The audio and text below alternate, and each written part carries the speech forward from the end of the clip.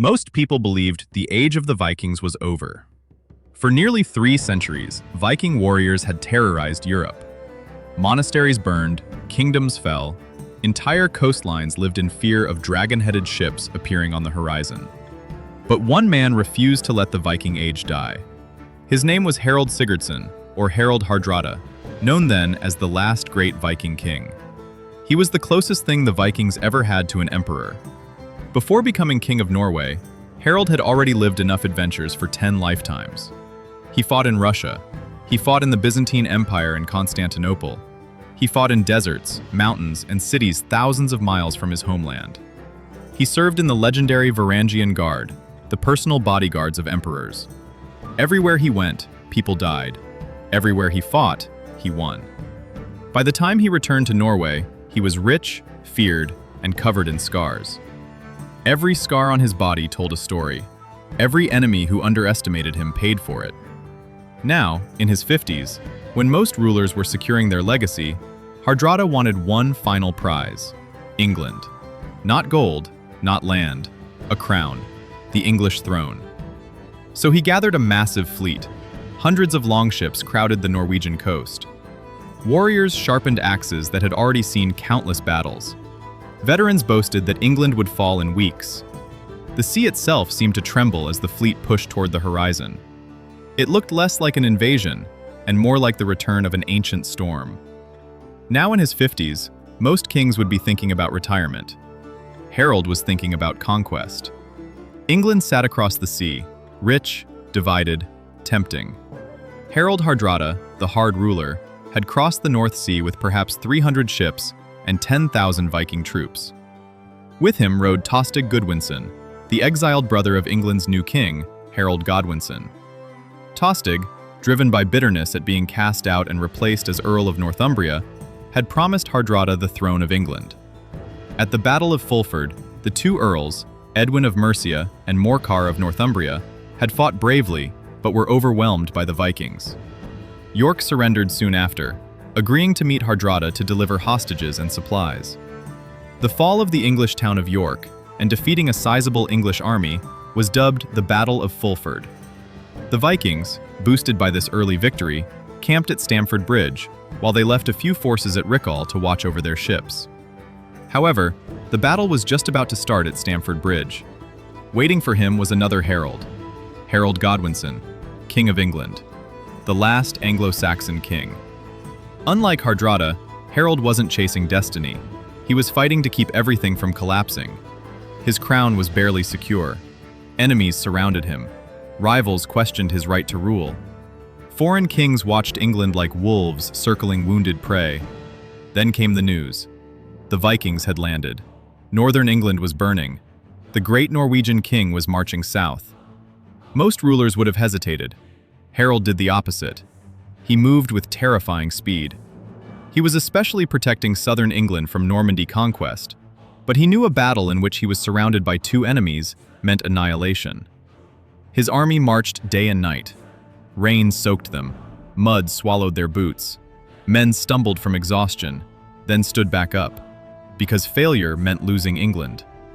Nearly 200 miles disappeared beneath their feet in only a few days. The Vikings believed they had won. They had no idea death was already marching toward them. With extraordinary speed, Harold Godwinson, alongside his housecarls and ferdmen, marched nearly 190 miles from London to Yorkshire in just 4 days, a feat almost unmatched in medieval warfare. At dawn on the 25th of September, Harold's army appeared suddenly over the hills near York. Scouts rushed to warn the Norwegians who were relaxing in the fields by the Derwent, many without shields or helmets. Some even bathed in the river under the late September sun. Hardrada had sent a sizable force across the bridge to contest the English crossing.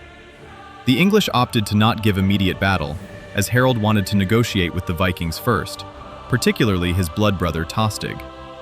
Hardrada and Tostig met with Harold across the bridge. Tostig was offered the return of his earldom if he would turn against Hardrada and join his brother's forces. It was at this point Tostig contemplated the offer, in which he asked his brother directly of the fate that awaited Hardrada and his men. Reports indicated that Harold replied promptly with 7 feet of English ground, as he is taller than other men. implying that both Hardrada and his army would be killed and buried on English soil. As expected, this did not go over well with the Vikings. The first clash erupted at Stamford Bridge. English soldiers surged toward the crossing. The Vikings began pulling back to join Hardrada's main force. Then one warrior stopped. He didn't run. He didn't retreat. He turned around. Alone. Standing in the center of the narrow bridge, a giant with a two-handed axe. Behind him, his fellow Vikings scrambled to safety. In front of him came an army. The first English warrior charged. The axe flashed. The man went down. Another rushed forward. Then another. Then another. The Viking kept swinging. Nobody could get past him. The bridge was too narrow. The giant seemed unstoppable. English soldiers attacked in groups. They fell back. They tried again. Failed again. The lone warrior fought like a man possessed. Each passing minute gave the Viking army precious time to regroup. The bridge became a bottleneck of panic and death. The English couldn't believe what they were seeing. One man was delaying an entire army. Nobody knows his name. History forgot it, but history never forgot what happened next. Unable to break through, an English soldier slipped beneath the bridge in a small boat. Hidden beneath the planks, he thrust a spear upward. The giant staggered. His axe slipped. Moments later, he collapsed. The bridge was finally open. The giant achieved something priceless. It was time for the Vikings to regroup, but by then, he had already become a legend. Beyond the bridge stood Harald Hardrada, waiting, watching, preparing. His warriors formed a shield wall atop rising ground. Rows of shields locked together. Axes rested on shoulders. The famous raven banner fluttered above them. Hardrada had one chance. Hold. Survive. Wait for reinforcements. Then destroy the exhausted English army. The two forces collided. The impact echoed across the field. Shield smashed against shield. Axes hacked through wood. Spears thrust into gaps. The battlefield dissolved into chaos. For hours, neither side gave ground willingly. The Vikings fought with desperate fury. The English pushed forward relentlessly. The noise became deafening. The air filled with dust and cries of war. Then disaster struck. An English arrow flew through the chaos. By chance or fate, nobody knows. It struck Harald Hardrada in the throat. The Viking king collapsed. Just like that. The greatest Viking of his generation was gone. No final speech, no heroic farewell. One moment he was leading an army. The next he was lying motionless beneath his banner. The Viking line wavered. Tostig Godwinson seized the raven banner and refused to surrender. Once again, Harald offered mercy. Once again, his brother refused. The battle continued. The Vikings chose to fight and die. Then fresh reinforcements finally arrived from Rickall, but they arrived too late. Exhausted from their forced march, they charged directly into a battlefield that was already lost. The final hope of the Viking army vanished in the fighting.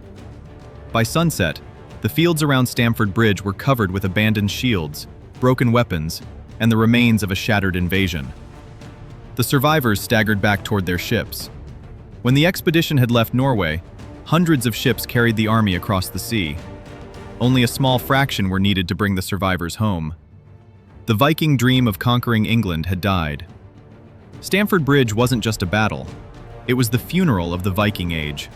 A clash of kings, a betrayal between brothers, and the legendary stand of one anonymous warrior who looked at an army and decided that nobody was getting across that bridge while he still breathed.